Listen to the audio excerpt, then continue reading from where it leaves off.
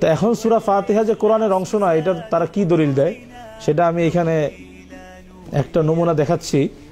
এই যে ইঞ্জিনিয়ার শামসুদ্দিন আহমেদ, উনি একটা বই লিখেছেন, সূরা ফাতিহা না পড়লে মুক্তাদিদের নামাজ হবে না।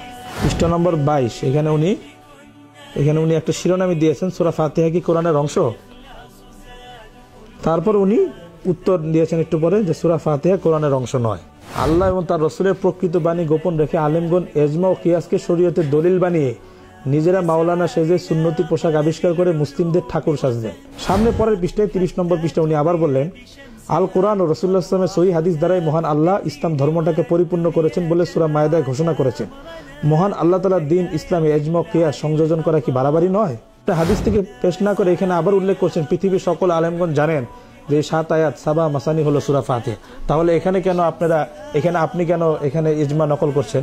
বুজুল কিরাত খালফাল ইমামের অনুবাদকের ভূমিকা আমি একটু পড়ছি। এই অনুবাদক খলিলুর রহমান সাহেব, উনি ওনার অনুবাদকের ভূমিকার মধ্যে বলছেন, কোরআনের সূরা ফাতিহাকে বলতে চাচ্ছেন এটা হলো কোরআনের মা, এটা হলো কোরআনের মা, এটা কোরআনের অংশ না। কোরআনের মা কিন্তু কোরআনের অংশ না, এটা কোরআন না। যে সূরা ফাতিহা কেরাত কি কেরাত নয়, কোরআনের অংশ কি অংশ নয়, এই বিষয়টা আমরা হাদিস থেকে দেখাবো, সহিহ হাদিস থেকে আমরা দেখাবো। হযরত আম্মা জান আয়েশা রাদিয়াল্লাহু তাআলা হাদিসটা সহিহ মুসলিমে আছে, সহিহ মুসলিমের 498 নম্বর হাদিস, সুনানে আবু দাউদের 779 নম্বর হাদিস, সুনানে আবু দাউদ 779 নম্বর হাদিস। এটা হলো সহিহ মুসলিমের 599 নম্বর হাদিস, সহিহ মুসলিমের 599 নম্বর হাদিস। হযরত আনাস রাদিয়াল্লাহু তাআলা হাদিস, এটা হলো সুনানে নাসাইর 902 নম্বর হাদিস, সুনানে নাসাইর 902 নম্বর হাদিস।